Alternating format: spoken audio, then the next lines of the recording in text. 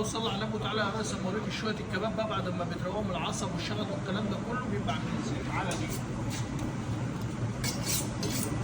ما تتخضش، تعالى بس.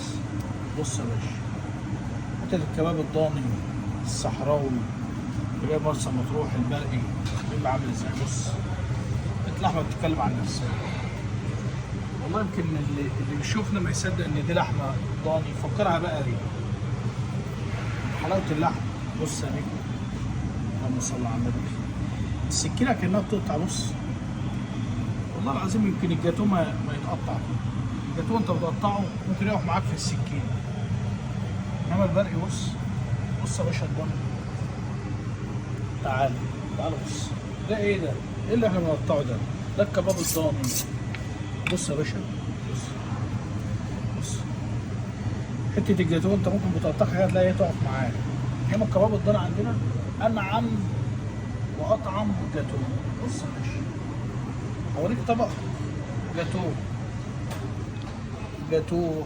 بص يا باشا، بص ده ايه ده اللي احنا بنقطعه؟ ده عمود السمانه، كباب الضاني.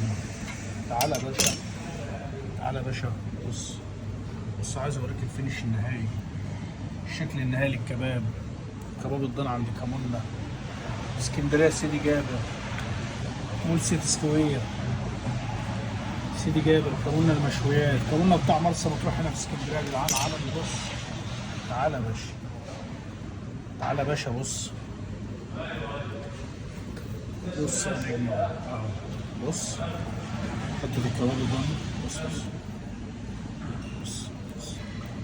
جاتوه، قلب الضعيف لا يتحمل. بص يا باشا الكباب الضاني. تعالى نجم.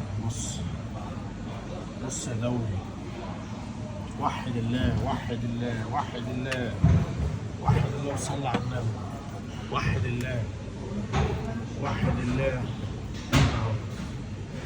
جاتوه. بص تعالى خد بقى الحته دي اهي. بص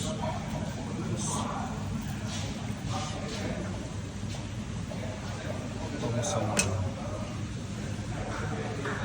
بص الشكل النهائي، حته الكباب الضاني بتاع مرسى مطروح، المراعي الطبيعي، اللحم اللي واكل. بص عشان طبيعيه، اللحم اللي متربي في الصحراء. بص اللحم عامل ازاي. واحد الله يصلي على النبي وعلى لايك للفيديو.